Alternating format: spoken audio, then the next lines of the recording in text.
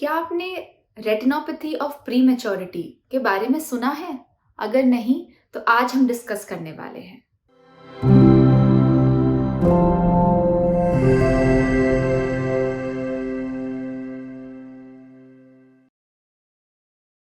नमस्कार, मेरा नाम डॉक्टर श्रेया नायक है और मैं एक्यूरा विजन क्लिनिक्स रूप नेत्रालय मेरठ में रेटिना कंसल्टेंट हूँ। जब बच्चे जन्म होते हैं, आप सभी को पता है कि वो 9 महीने पे जन्म होते हैं। That is the normal period. उतना नॉर्मल माँ के अंदर ग्रोथ का पीरियड चाहिए बच्चों को डेवलप करने के लिए, so that they are ready to fight the outside world. लेकिन बहुत बार बच्चे आजकल 9 महीने से पहले जन्म हो जाते हैं, जिसके बहुत सारे कॉजेस होते हैं। 9 महीने से पहले अगर बच्चे जन्म हो गए तो जो सारे ऑर्गन्स 9 मंथ्स तक डेवलप होने थे वो डेवलप नहीं होते हैं। इसलिए उनको क्रिटिकली सर्वेलेंस में रखा जाता है कि we have to see if all their organs are mature enough to live in this world. उसमें से एक इमैच्योर ऑर्गन होता है रेटिना या फिर आंखों का पर्दा।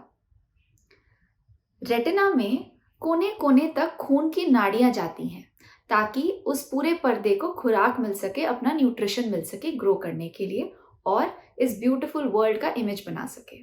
लेकिन प्री मैच्योर बच्चों में ये नाड़ियां पूरी बनी नहीं होती हैं और वो पहले ही इस दुनिया में आ जाते हैं।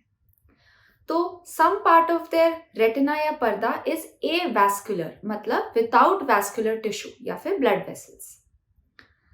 अब ये एवैस्कुलर टिश्यू बेबी के साथ साथ जैसे सारे और ऑर्गन्स ग्रो होते हैं, हो सकते हैं कि ये भी ब्लड वेसल्स पूरे ग्रो हो जाए टिल द एंड।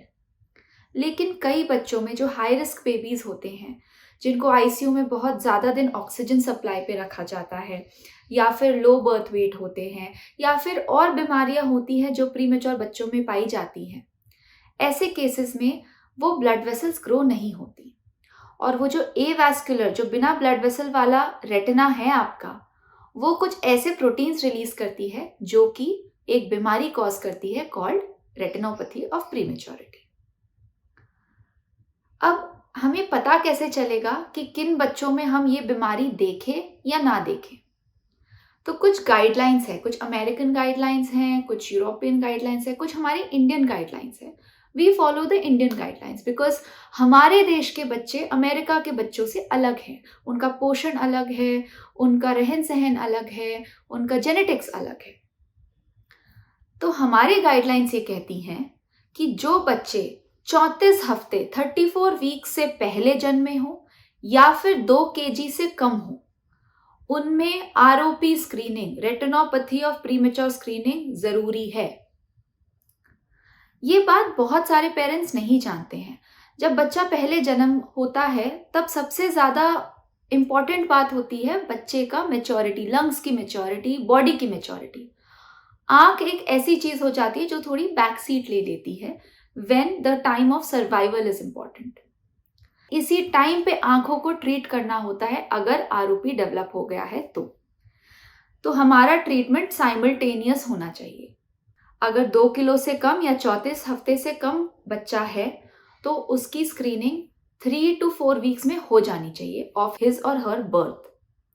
अगर इस टाइम के बाद किया जाए तो भी स्क्रीनिंग तो हो सकती है, लेकिन जो ट्रीटमेंट का क्रिटिकल पीरियड था वो हम खो देते हैं।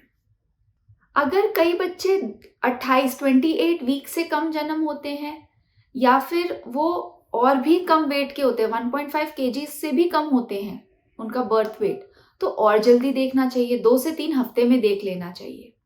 तो ये तो कुछ गाइडलाइंस थी जो हर डॉक्टर को, रेटिना स्पेशलिस्ट को पता होती हैं।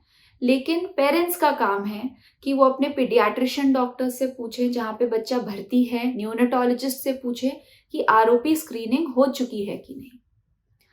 अच्छा चलिए, अगर आरओपी स्क्रीनिंग ना हो और बच्चे को आरओपी हो तो क्या होगा? बच्चे को आरओपी हुआ, हमने आईसीयू से बाहर भेजा मरीज को, बच्चा आराम से अपने माँ बाप के साथ रहा। बच्चे की आंखों में लेकिन गड़बड़ी चल रही है और धीरे धीरे करके अगर इसको ट्रीट ना किया जाए तो पर्दा उखड़ जाता है।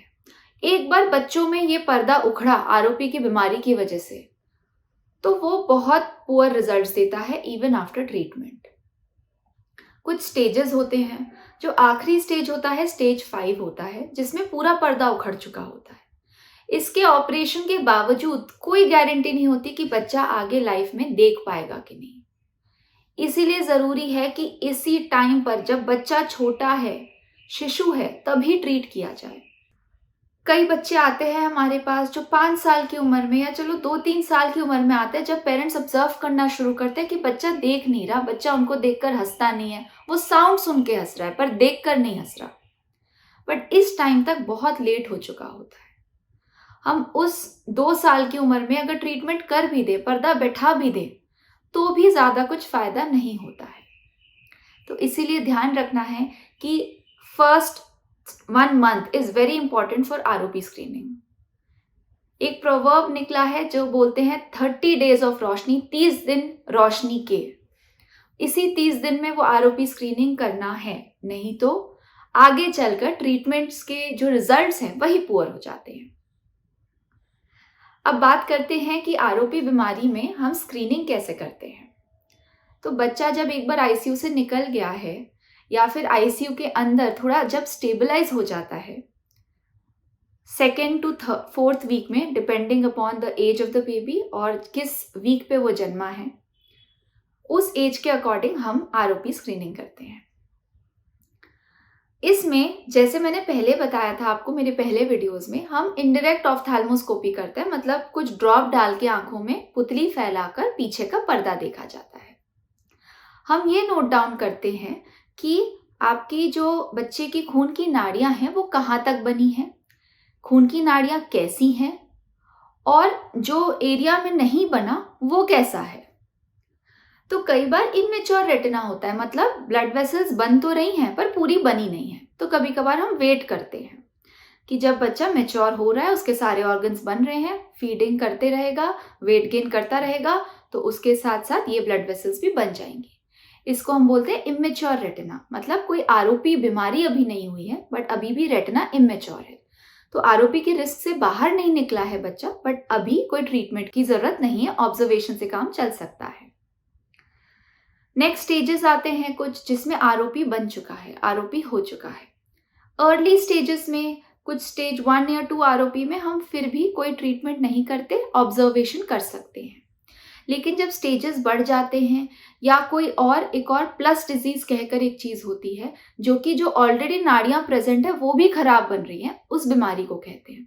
तो अगर प्लस डिजीज हो गया है तो हमें तुरंत इलाज करना होता है। इलाज 2 प्रकार के होते हैं आरओपी पेशेंट्स के अर्ली स्टेजेस में। एक होता है लेजर और एक होता है इंजेक्शन। इंजेक्शन हम उन बच्चों में देते हैं जिनमें डिजीज बहुत ज्यादा सिवियर हो चुकी है, और उसके बाद लेजर हम उस एरिया का करते हैं जहां पे कोई नाड़ियां नहीं है।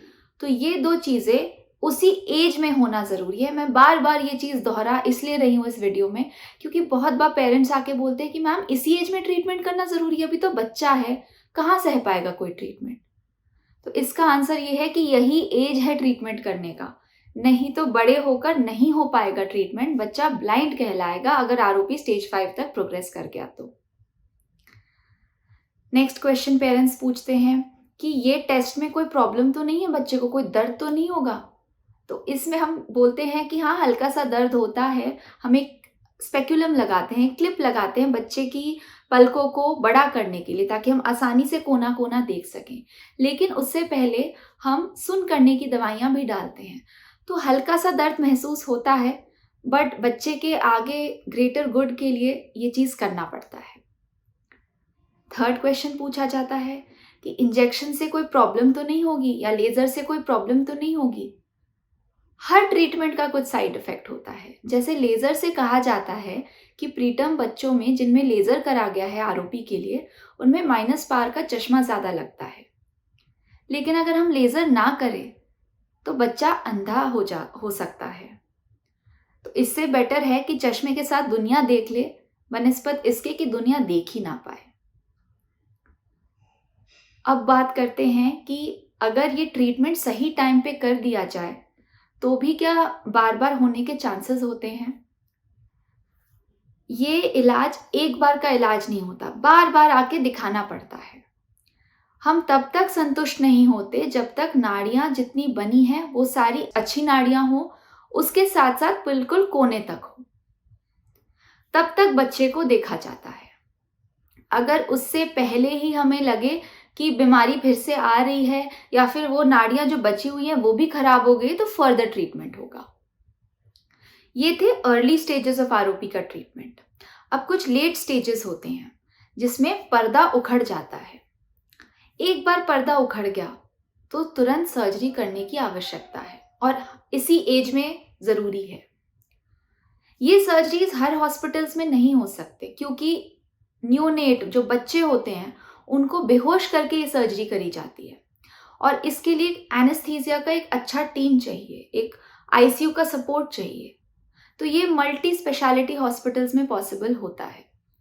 कई ऐसे हॉस्पिटल्स भी हैं जो इन सर्जरीज को करते हैं, but parents have to understand कि ये कराना इसी एज में ज़रूरी है अगर पर्दा उखड़ गया है तो।